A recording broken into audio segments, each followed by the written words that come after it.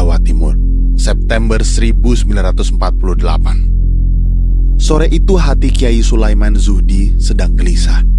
Sejak menerima undangan tadi siang, hatinya merasakan ada sesuatu hal yang ganjil dan tidak beres.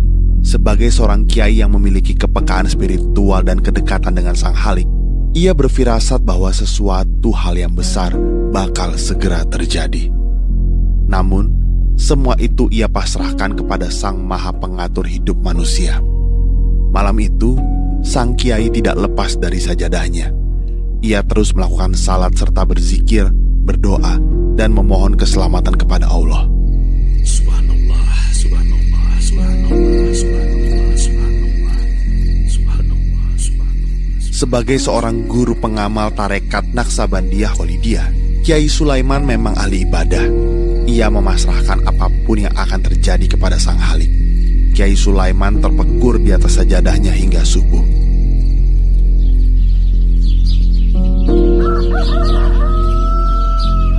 Pagi pun datang. Ibadah yang ia lakukan sepanjang malam itu telah memberinya kekuatan mental dan kesiapan.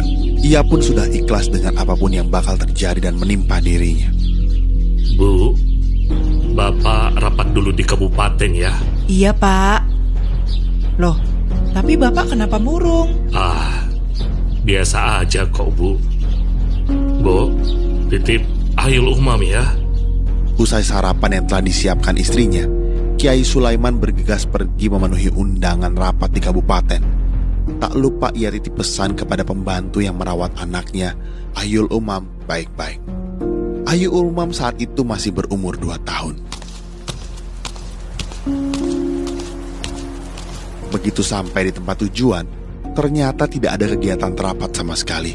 Beberapa orang PKI dan tentara komunis FDR menyambut kedatangan Kiai Sulaiman.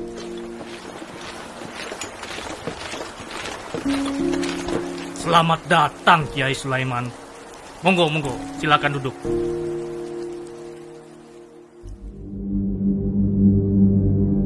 Rupanya di situ juga sudah ada para tokoh yang dikecoh oleh undangan bodong itu.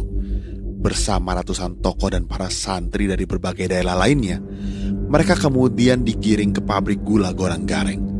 Mereka dikumpulkan di loji atau gedung di pabrik itu.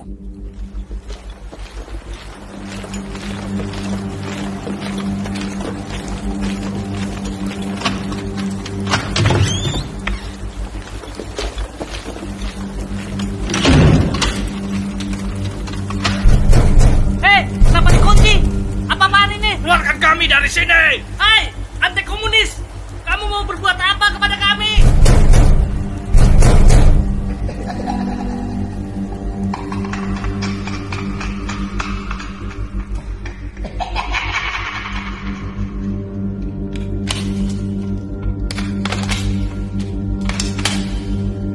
Bodar kalian semua.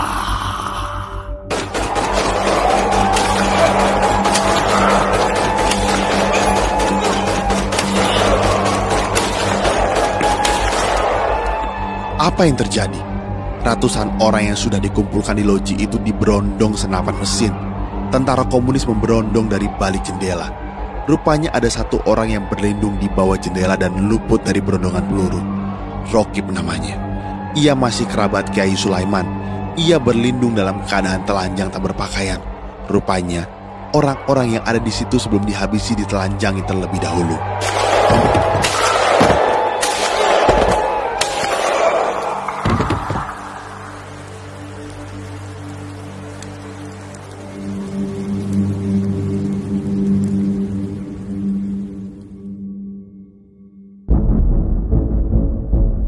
Masih ada rombongan lain di kabupaten yang dikumpulkan komplotan PKI. Kiai Sulaiman termasuk yang berada di dalam rombongan tersebut bersama 200 orang lainnya. Mereka tidak dihabisi dalam loji, tetapi dimasukkan dalam gerbong kereta Kertapati. Mereka kemudian dibawa ke desa Sojo.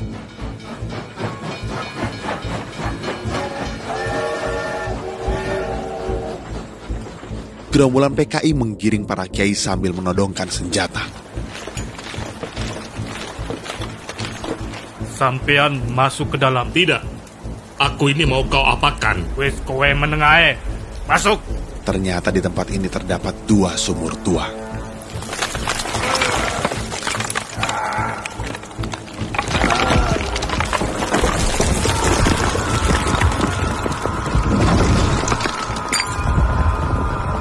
Kiai Sulaiman bersama 200 orang lainnya dikubur hidup-hidup dan dihujani bebatuan dan batu kapur. Namun kiai ini tidak langsung mati. Warga desa Soco mendengar suara zikir.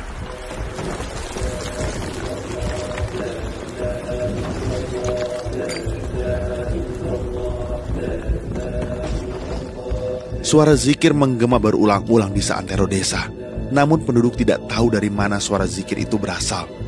Dan suara zikir itu masih didengar para warga selama 7 hari.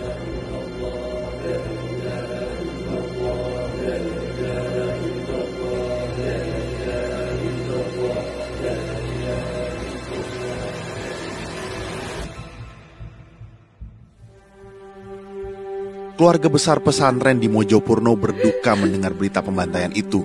Lebih sedih lagi, manakala jasad kiai mereka belum juga ditemukan. Lokasi pembantaian itu memang sangat dirahasiakan oleh PKI. Masyarakat dan para santri sudah putus asa mencari-cari.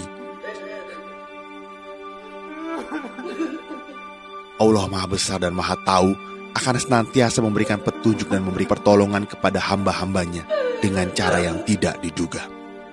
Lokasi pembantaian itu akhirnya diketahui 100 hari kemudian. Ini gara-gara ada seorang anggota tentara komunis FDR yang melewati desa tiba-tiba kesurupan dan mengigau bahwa ia ikut melakukan pembantaian di Sumur Soco. Aku sing pateni santri nang loji.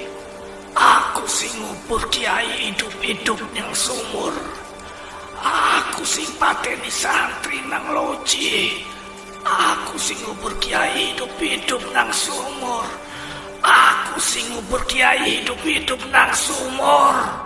Anggota PKI yang mengigau ini akhirnya diinterogasi dan menunjukkan di mana lokasi pembantaian itu berada. Masyarakat dan keluarga korban pun berbondong-bondong menuju lokasi yang telah ditemukan.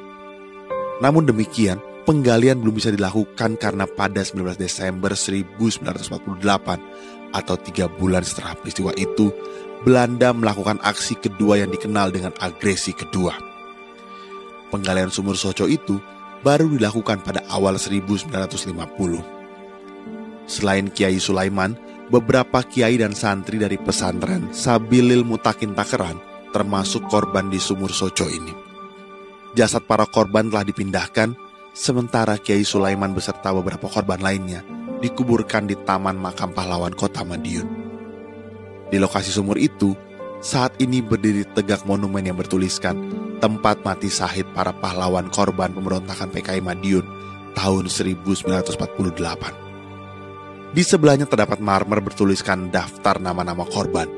Tidak jauh dari monumen ini juga terdapat gerbong kereta Kertapati yang dahulu digunakan untuk mengangkut para korban.